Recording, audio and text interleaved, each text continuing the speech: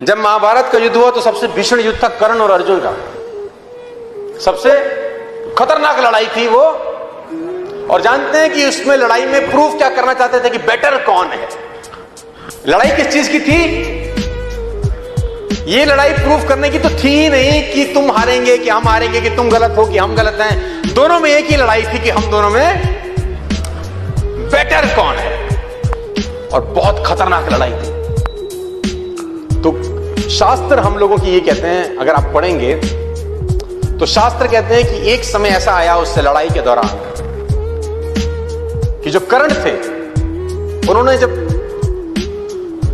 तीर चलाया, जिसको बोलते हैं एरो, और वो तीर जब अर्जुन के पहिए में जाके लगा तो शास्त्र ये बोलते हैं कि अर्जुन का जो रथ था जिसपे भगवान कृष्ण खुद विराजमान थे, उनका रथ 3 कदम पीछे खिसक गया। इतनी शक्ति के साथ उसने बाण मारा। कितना फीट पीछे गया?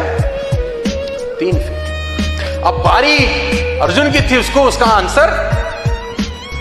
अब अर्जुन ने भी बाण लगाया और जब वो बाण कर्ण के पहिए पे लगा तो उसके घोड़े जो उस रथ को खींच रहे थे 60 कदम पीछे ले आए। वो इतनी शक्ति के साथ बाण लगा। अर्जुन बहुत खुश हुआ। अर्जुन ने बोला भगवान को, हैंस प्रूव्ड, हैंस प्रूव्ड कि कौन शक्तिशाली है। जब उसने चलाया तो 3 स्टेप्स, और जब मैंने चलाया तो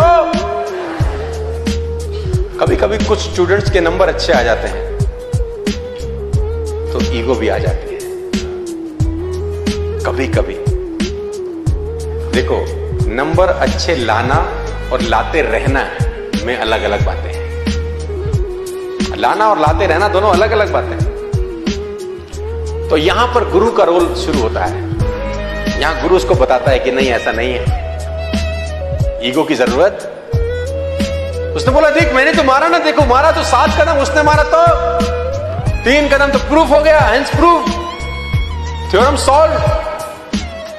उसने बोला नहीं नहीं, तू समझ नहीं रहा, तू वो देख रहा है जो तुझे दिखाई दे रहा है, तू वो देख ही नहीं रहा जिसके पीछे का खेल है।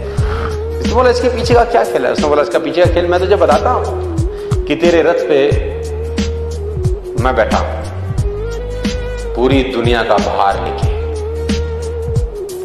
और तेरे रथ पे एक और शक्ति विराजमान है जिसको बोलते हैं बजरंगबली, है ना, उनकी ध्वजा में विराजमान। और ये वो बजरंगबली हैं कि जिनकी पूंछ तेरा भाई हिला नहीं सका था, जिसको तुम भीम बोलते हो। ये ताकत तेरे रथ पे बैठी है। उसके बावजूद वो तेरे रथ को 3 कदम पीछे कर गया रे। और तुझे भरोसा नहीं हो रहा तो ये देख। फिर भगवान ने कुछ ख्याल किया। कहते हैं हनुमान, शास्त्र कहते हैं हनुमान जी को इशारा किया, हनुमान जी गायब हो गए। भगवान ने अपने आप को भार विहीन कर दिया। अब जब कर्ण ने अगला तीर चलाया तो उसका तीर रथ को आकाश में ले गया। तो भगवान ने बोला इसीलिए गुरु की जरूरत रहती है कि चेला उड़े नहीं फालतू खंड।